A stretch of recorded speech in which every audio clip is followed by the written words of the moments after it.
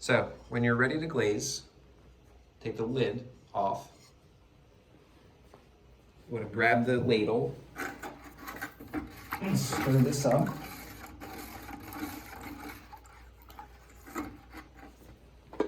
Take the tongs, try to position them like this, either on the wall, or if you can, one piece on the bottom, other on the inside like this. Position it. I'm going to hold the red grips really tight down here like this on the very edge. Get a good grip on it and have this upside down to get started. So you can go in and out upside down like this. Give it a little bit of a shake. The excess drips off. You can watch it dry right before your eyes. Takes about 20 seconds. Looks pretty dry. So now I can do my second coat. And in and out quickly. That's it. If you leave it in too long, the glaze can get too thick. You'll notice there's a couple little beads of glaze there. We can get those off in the next step. But now I have 2 nice coats of this glaze on. Once it stops dripping, we can take it away from this bucket and back to one of the tables to touch up.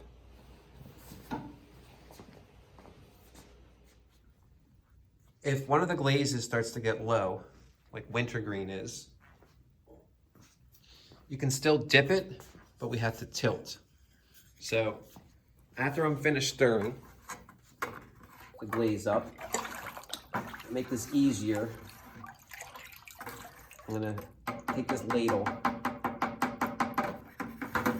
get most of that off of there.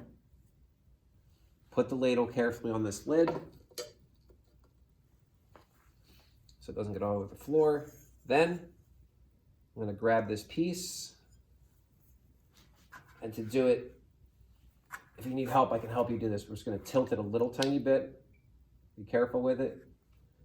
And then we do the same thing. There'll be enough in here now to tilt it. If you can't get the whole thing, if you still miss a spot, don't leave it in. If you leave it in too long, the glazes start to get thicker and thicker and thicker. So if you dip it in and you can't get the whole thing covered, don't worry about it. You can always cover it up later. So that's already pretty dry. Again, it's just a little bit of a tilt. And we can take this and scoop it in, scoop it out quickly. Looks like I got everything. But again, if you missed it, like if you didn't get the edge of it or something, don't try to dip it back in, just let it dry. We don't want it on too thick.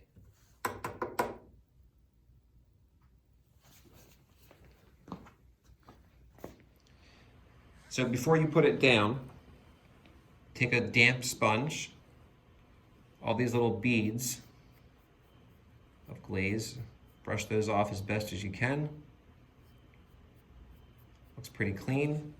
We want to put this right side up, let the very edge of the cup touch, and then just release. Take these out.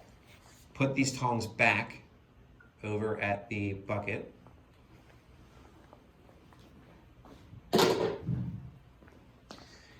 You'll notice on the inside, right here, there's 2 little specks that I didn't get from dipping. So this is pretty dry right now. You'll see the very edge of it's a little bit wet. I don't want to touch this. If I touch it, I'm going to knock the glaze off. But I can touch this up. The inside of it's nice and dry. You can see it's not shiny. It's got that matte finish. Now I can take this. This is the glaze I use, Tidal Pool. There's a little cup of it on the table. You just want to take a little tiny bit of it on the brush. And you don't want to brush it on, you just want to drip it on like this. That's it. Those 2 spots are now covered up. If there's any other spots that you missed, you can simply just take this and drip it on wherever you think or wherever you may have missed. If you brush it on, what you'll do is you'll brush some of the glaze away. This now has tidal pool on it. Other students are probably going to use it. So just leave it right here next to it. Do not put it in here and leave it in here. It could knock the cup over. Just leave it there. Somebody else will probably use this. Here you'll see a little bit of glaze on the floor. Here is a sponge. It is damp. You'll notice water is not running out of it. I can come over and quickly clean the glaze off of the floor. At the end of 5th and 3rd grade, we can just leave the tongs here. My next classes are going to use them. However, after 4th grade, I'll need just the lid, lay it on top. Once the tongs are cleaned off, lay them back on top like this. When class is over, we'll take these to the cup in the sink. This will go back on the center table with all the other glazes. And then we can take a damp sponge. This we'll probably throw away. Take a damp sponge, again, no water's coming out of it. Wipe down the tables for the next class. I recommend using one color. Never goes wrong, always looks good. You can use 2 colors. So the first thing you'll need if you want to use 2 colors is that first piece, or you already have 1 color on, it's 2 coats, and it is completely dry. Look on the edge of it, nothing shiny on it. So now, if I wanted to, I could add a second color to this. So here's, this was tidal pool. This is magic here, a second color. It's always an experiment when you use 2. So here's how I like to use 2 of them. We take this piece, get a good grip on it, hold it, just let the very tip of it touch. Let it drip off. There we go, there's 2 colors, that's tidal pool. And then on top of it is, on the very rim, is magic.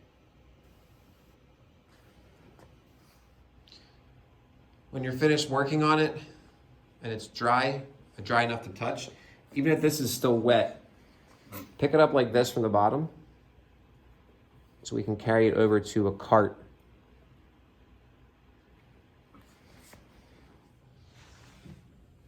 I'll usually have these carts set up in the classroom with paper on it. So towards the end of class, when your piece is dry enough to touch, again, just hold it from the bottom. Don't let them touch another piece. Leave a little bit of a space in between. Don't cram them in.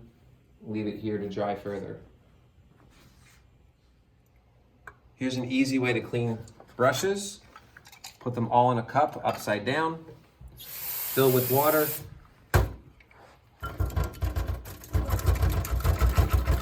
Bounce off the bottom of the cup.